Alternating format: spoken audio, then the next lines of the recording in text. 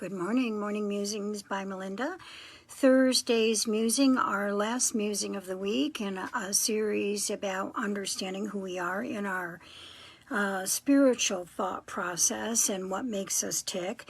Today I want to talk to you about the growth that is part of fear.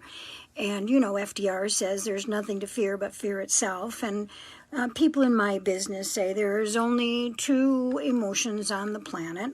One is fear and the other is love. And I think that's true, that everything is a footnote of one of those emotions. So if you're angry, you're afraid of something. And if you're jealous, you're afraid of something. And if you're envious and so on. And if you're aggravated. And on the contrary, love, if you appreciate something, if you feel gratitude in your heart and so on, that's about love as well. But we've been talking about the process of duality when we talk about these emotions, and that is the difference between our egos and our spirits, and understanding our divine mind, which resides above us in this part of space above us. You can feel it with your hand. If you put your hand across, that's where you are connected to God, to the source, to the universe, okay?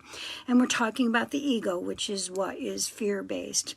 So it's very interesting because when I looked up what the top fears were for people, they were things like public speaking was number one, heights, and people being afraid of heights, which actually I don't feel comfortable up on a ladder either, and Bill always falls off of a ladder, so he's banned from ladders for life. But going to the dentist is one of the biggest fears. Snakes, if you actually, though, are dreaming about a snake, do you know that that's a positive thing because it represents the Kundalini. The Kundalini is the energy that connects your chakras together, chakra being energy wheel in your body, and it is actually the energy of the Holy Spirit. Flying, people are afraid of flying. I always joke and say I'm not afraid of dying, but I am afraid of flying. It's about a control issue there.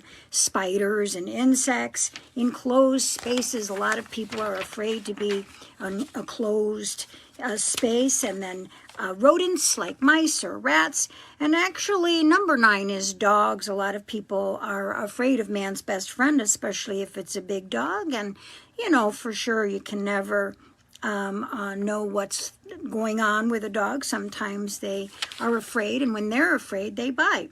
And then lastly, on the top 10 is thunder and lightning. But that's not the kind of fear that I want to talk to you about today. You know, I'm a regressionist, a childhood regressionist specialist as a hypnotherapist. There's a difference between a hypnotist and a hypnotherapist. So I actually work with hypnosis to do therapy and help people remove a vibrational frequency from their childhood that was created in a fear-based way that causes them to vibrate out an electrical current and have repetitive patterns. So I have special certifications in this. And when I am doing something called a subconscious map, where I'm asking the subconscious mind a series of questions about the childhood and what ages are necessary to clear, to balance, and to heal from, I do ask, what is so-and-so's biggest fear?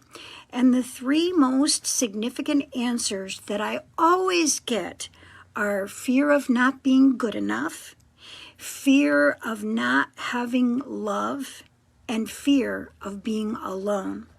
Isn't that the most interesting thing? And of course they've done studies with babies that if they're born and put in a orphanage or in some place where they're cared for, that without a touch or without love, they die quicker than if they don't have food.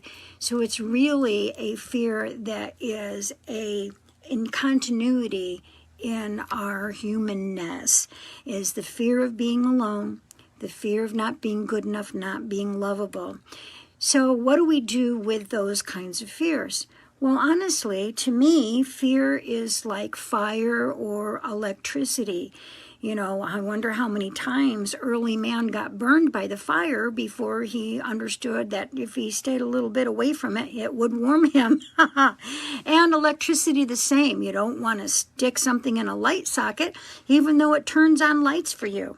And I think this is the same energetic vibration of fear.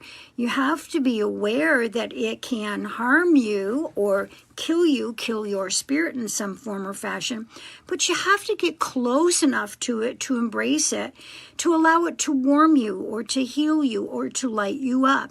You have to really understand your fears. I'm not talking about those primal fears that come from the back of the brain that gets, fight or flight, that we run if a bear is after us in the forest.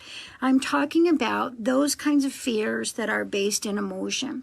Once we understand them and face them dead on, not getting so close to the fear that it overtakes us like a fire, but rather letting it warm us to be a catalyst for us to move, to grow, and to find ourselves.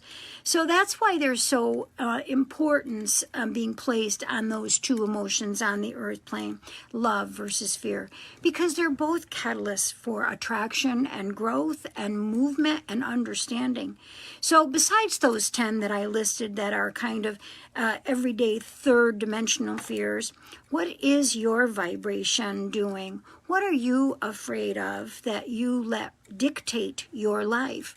Even though I don't like to fly, I do fly. And one time I needed to prove to myself that I was a big, brave girl and got on a helicopter and went out over the volcano in Maui. It was a horrible experience and I hated it. And I lost my lunch as soon as I hit the ground. I was happy I did it, but I'll never do it again. But I faced that fear. A skydiver I will not be. But when it comes to emotion, I usually find the courage to take a good long look in the mirror and say, what the heck? What's the fear? What is it coming from? How did it develop? Who taught me that inadvertently during the course of my childhood? Or did I teach myself in some form or fashion? And how do I use it to move, to warm myself, to begin to have a catalyst for growth? Sometimes it can be like rocket fuel. So I hope you're taking a good look at your fears today. And tomorrow is Friday, so no musing. But next week we're going to tackle a tough subject for 4 days, and that will be suicide.